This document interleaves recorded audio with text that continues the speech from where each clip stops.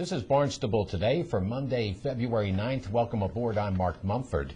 And please keep in mind that you can watch all the town meetings we cover on demand at the town's website, town.barnstable.ma.us. The town council contemplates spending $34,000 for a pair of smart cars. That's our lead story. Thanks for joining us. I'm Kevin Friel. Tom Geiler, who heads up the town's Consumer Affairs Division, says the small automobiles would be a good choice logistically and financially for parking area operations at Bismore Park at Highness Harbor and at other parking areas around town.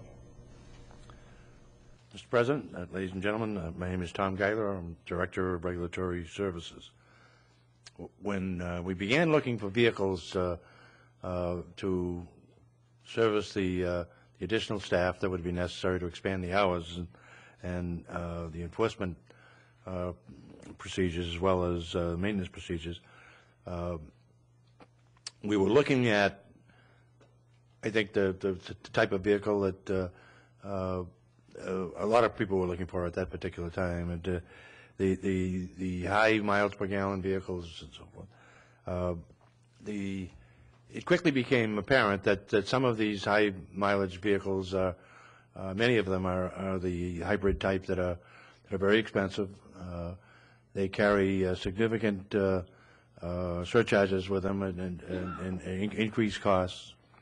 And we came across this particular vehicle, this Smart for Two, they call it, that's been sold in Europe for a little over 10 years. These are what they call intelligent vehicles, built for specific purposes. And these vehicles are built for urban types of uses. They're small, they're only 2-passenger. They have a small 1-liter engine. You can fit 2 of them in a parking space if you were so inclined. But they unlike some of the other high mile per gallon vehicles, these don't have the high highway mileage.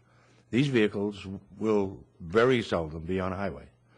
They will spend 99% of their time on the roads of Hyannis.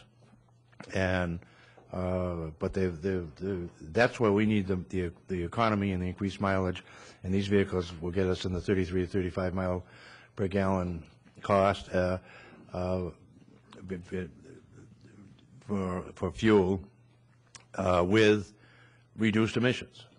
So that we think that it makes a lot more sense for us to use something like this that we can buy in the $15,000 range than to go out and try to buy a hybrid that's going to get us 50 miles on a highway that we're not going to drive on a highway. We don't have a use for it. This will carry what we need it to be carried. It provides a 4.5 star crash rating. They come with a steel shell that protects the passenger compartment. That was very important to us. We were also interested in learning what type of injury ratio they have with respect to companies that use them for fleet types of vehicles. That people getting in and out, and it has very low rating. They've only been sold in this country for a little under 2 years, but the use in Europe is over 10 years with a very favorable rating. The town council will revisit the proposal to purchase 2 smart cars at the meeting scheduled for February 26th. If the cars are purchased, the money would come from the Bismore Park account. Meanwhile, the halfway house at Sandy Neck generated some discussion at the town council meeting. Councilor Ann Kennedy read the agenda item. 2009-063, acceptance of gifts for the Sandy Neck Education and Research Programs. Resolved that the Town Council, pursuant to divisions of General Laws, Chapter 44, subsection 53A, hereby establishes an account for the purpose of receiving gifts to help defray the costs of the Sandy Neck Educational Program, including but not limited to the maintenance of the town-owned cottage called the Halfway House. Thank you. If we could have Nina Coleman for the rationale. Thank you. Nina Coleman, Sandy Neck Park Manager. I'm also here this evening with Rich French, who is the chairman of the Sandy Neck Board. We're before you because we'd like to gain another means of funding our environmental education program on Sandy Neck Beach. we would like to have the opportunity to accept monetary gifts to fund the repair and maintenance of the town-owned halfway house, a cottage on Sandy Neck called the Halfway House, and also to fund educational materials and supplies. We believe that we have a lot of potential for donations because of the uniqueness of our program, and in fact, we've already had a commitment of a $1,000 check for this account if it were to be approved tonight. Sandy Neck Board President Rick French provided a detailed update. Nina and Mr. President, councilors, I've given you a before and after photo of this town-owned property. It's been out on Sandy Neck ever since I remember. It was given to the town in 1972 by the Stevenses, and it's been utilized for all these years for many folks in the pursuit of educational excellence. Peter Auger, Eric Strauss, now Dr. John Way utilizes it with folks from the Barnstable High School. When I first came on board Sandy Neck, I'd had a camp out there just down a bit, and this always was an eyesore. And if you look at this, the first picture that you see is on the 18th of April when we started the progress. And the next one that you see is, I'm almost done. And this was done on 10/18.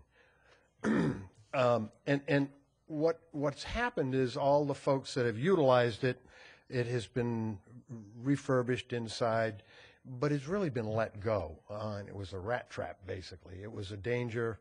We removed everything from the inside. It was a fire hazard, and we've completely rebuilt it. I haven't shown you the pictures from the inside. My hope is that in May that we will have this completed and that we can have folks out there to see just what's going on. But in going and taking on Sandy Neck, I've had several friends of mine say, geez, I'd love to go out there someday. I've never been out.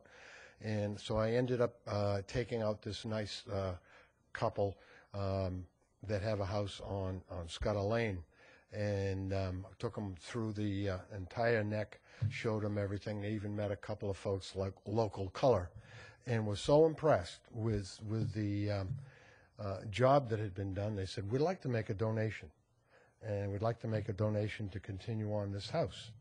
I said, okay, how do we do this? They gave us $1,000. So I have a check sitting in the MEA office for $1,000. But when we talked with Mark Milne, we had to set up a special account. And that's what I hope you see this evening. The Town Council did vote to authorize the setup of the special Sandy Neck account. If you'd like to see the entire Town Council meeting, it is available on demand at the town's website, town.barnstable.ma.us. As far as the upcoming meeting schedule is concerned, this evening it's the Planning Board at 7 in the hearing room. Also, the Sandy Neck Board meets over in the MEA conference room off Finney's Lane starting at 7:30. Thanks for joining us today. I'm Kevin Friel. We'll meet you right back here tomorrow. I'm Mark Mumford.